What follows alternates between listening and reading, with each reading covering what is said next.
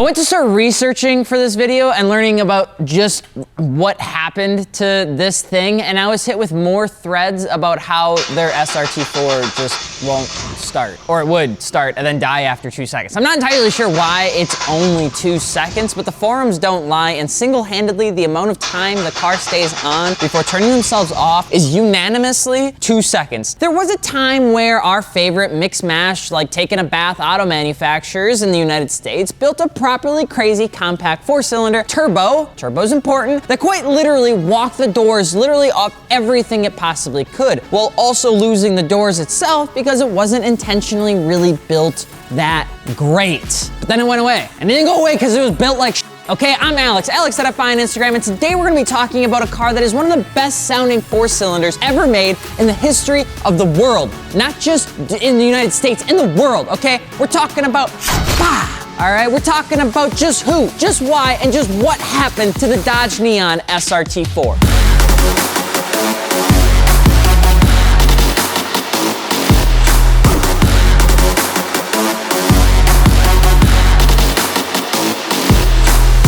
Wheels, tires, suspension, fitmentindustries.com, and be sure to check it out. Plus, add your damn car to the gallery if you haven't yet, so we can just get like more cool cars, and then we can give you a shout out on our socials. Plus, there's not really a lot of SRT-4s in there, and I want to see if you're modifying one, you should add it so that I can take a peek at it, wondering how you're dealing with the weird ass bolt pattern that it's got. And if you haven't dropped a comment yet, be sure to do so. You can either tell us what you'd like to see next, or you can make fun of Sean. There is no both. Just for the record, Team Clapped did win the last challenge. Team Clean was too slow. So let's jump into this. There was a man by the name of Tom Gale. He was the executive vice president of Chrysler and went to SEMA in 1998. Saw that there was a metric ton of sport compact cars and quite literally just said to himself, we need that. And that was pretty much it. He scoured around the warehouses of our favorite high horsepower cars from Dodge and Chrysler, making vehicles, and settled on like the good, the definitely compact, the price efficient platform, because that's what everybody else was doing. He managed to mosey up over to Dodge and the Neon as the shelf for this like future prodigy. And that is really where this story began. Now, Tom Gale was no slouch, by the way. I mean, he put on the Dodge Viper concept vehicle as the design chief. He was the guy that really did take Dodge to the next level. And if he knew how to make cars stupid fast, scary, and kind of sort of death traps, and also viable to the normal market, it was our boy Gale, okay? And it took Gale and his team about 4 months to make its first SRT, which wasn't really called SRT at the time, but that's fine. It was boasting not a turbo, but an Eaton supercharger with 208 horsepower and 180 foot-pounds of torque. And if that wasn't enough, Gale empowered the team to quote-unquote send it, where they drove it on a test track for more than 1,000 miles in just a 2-week period and showed it the very next year at, you guessed it, SEMA. In a matter of 12 months, Tom Gale and his team managed to take a concept idea on a Neon chassis and turn it into a supercharged sport compact that could walk the doors off of everything you could possibly want. And not only that, but people loved it. They loved it. I loved it. You loved it. If you were in the early 2000s, you loved it, okay? What is it? Who is this? Dodge? Who are you? A modified Neon? Affordable? This was something that was pretty much unknown to a lot of the people that were into the tuner market at the time. They were still kind of getting hit with a lot of the 90s and 80s cars, specifically from Nissan, and people didn't know that they could love a Dodge until you saw it and you're like, holy, that was pretty sick. And it would be shown around and loved by enough people that through a few iterations, Tom Gale eventually started giving up his crushy executive parking lot to put the second ever SRT-4 ever made in its place, so that it would get more attention from its employees and its staff, so that people could try to actually want to get behind it in terms of producing it. There were 4 to 5 iterations and some support from Dodge Specialty Vehicle Engineering to make it an actually green-lit project, because it was still not really getting the green light from the good old execs upstairs. A 2.4 liter would grace our presence in the engine bay, which is also in the PT GT. If you're wondering, those are sick. Sean had one and it was awesome. I ran a 14-second quarter mile for the very first time in that car. And it would get a manual transmission, good springs, stop it, and some suspension components overall, and an interior that shook if you breathed on it wrong. I'm serious. The interior, not much there. And by the way, if you look at the SRT 10 seats of the same year as the SRT-4, you'll notice that there's a little bit of a copy-paste thing happening there. You can use it for your garage talk, but they're relatively very similar. Just after 4 years and one night stand, Tom had the idea at SEMA with the SRT-4, it would eventually go on sale, and it was the second fastest stock production vehicle in the Chrysler Dodge lineup, only behind the big ass Viper. It was the second fastest production car by Dodge at the time, and the car released with 215 ponies, a limited slip differential, larger fuel injection, and 250 foot-pounds of torque going to the front wheels. It It was so good. It was awesome. It was everything that you could want, give or take the interior. Without getting into too much of the nerdy details, what Dodge was able to do was to provide a proper power plant without sacrificing too much reliability or making it as expensive as a Carrera, and that took some serious science. There really was a lot of nifty things they had to do with the SRT-4 to make it affordable and also small. The turbocharger had to be redesigned with Mitsubishi so it could include a compressor bypass valve right in the housing. If you don't know, that takes up additional space. By combining it, it condenses it, it controls it, it makes it a little bit easier to kind of put in a small space. The manifold and turbine housing were cast in one piece also to improve the flow, stay small, and reduce heat because it was in a tiny little ass space. It also helped with production cost over time because you're essentially making one piece versus two. The SRT-4 was good and it won. It won the SCCA Rally, it ran Pro Rally, it dominated Group 5 two-wheel drive classes, it won national road racing in the US Touring Car Championship. You don't want to sleep on this car, folks. It's not gonna stay on the lot long, okay? If you want this, you're gonna need to send me $200 down right now, and you're never gonna need to talk about it ever again. The car single-handedly proved to Dodge that creating a true SRT division would be worthy it given the runway and freedom to do some awesome yet kind of dumb shit. And the SRT-4, the Neon, really was the founding platform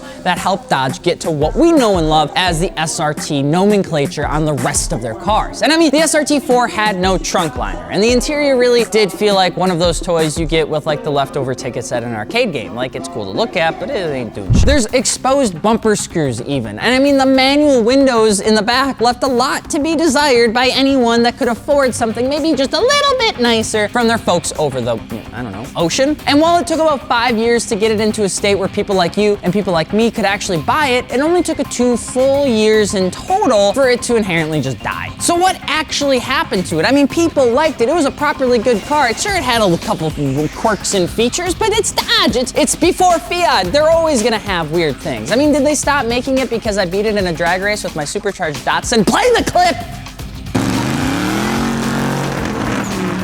Here's the thing with Dodge. They weren't really doing that well coming to the top end of the early 2000s. There was a lot going on in the late 2000s. If you were around during that time, there was a thing called a recession, and the recession sucked ass, and it hurt a lot of people. But was the writing on the wall? A bit. There was sales declining. The impending doom of the recession was known to a lot of these larger companies pretty far ahead of the curve. And they're trying everything in their power to try and reduce the amount of impact that this whole bubble pop on real estate was gonna do to them. And while Dodge had the opportunity to continue making one of the best, worst, funnest cars ever made, they axed it and they replaced it with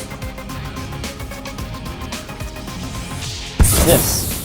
It's a Caliber. You ever seen a Caliber before? Exactly. You've never seen an SRT Caliber because nobody owns one anymore. They only own the base model. The Dodge Caliber is a front-engined, front-wheel drive compact hatchback that was intended to replace the Dodge Neon and the Chrysler PT Cruiser. It literally took the worst of both things and put them together like a peanut butter and jelly sandwich. And instead of it being peanut butter and jelly, it was mayo and horseradish. But it had a CVT, which was not well received, but it had some PT Cruiser things, which gave it slightly increased cargo space. It did sell all right. All right, let me get that out of the way. It did sell okay, but the SRT-4 for the Caliber had a little bit different bite to it. It had more power, more torque, more oomph. I mean, Dodge really just tried to go more into everything, which is a typical Dodge thing to do. And it had a 6-speed, but it wasn't enough. The SRT-4 Neon was intended to evolve with the Caliber, but in 2008, the car would go from selling 85,000 units or so to 36,000 units, almost getting carved above 50%. And seeing that with Dodge going into the chapter bankruptcy meant the bells and whistles pretty much had to go in any sort of model lineup that wasn't gonna make them clean-cut dollars, okay? 2010 marked the disco of the Caliber SRT-4, with the following year only selling 35,000 total units of the Caliber in the United States. Dodge was broke,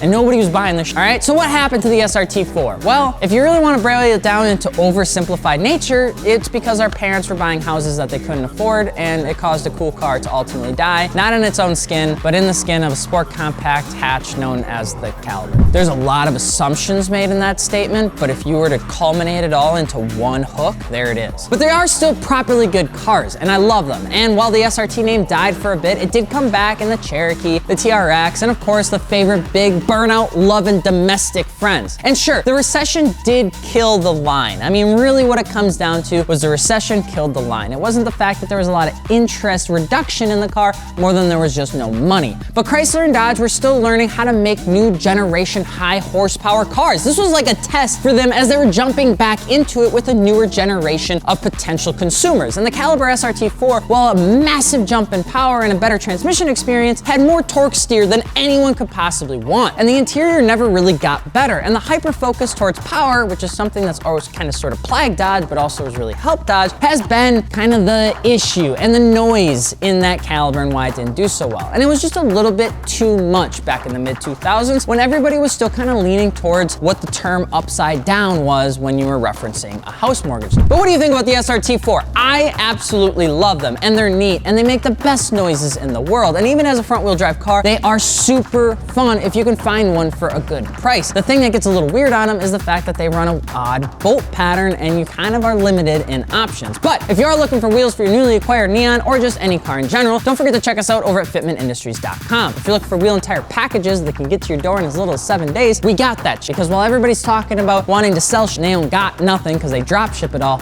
We just bought as much as we possibly could because we don't want to deal with the customer service emails and you guys being mad at us.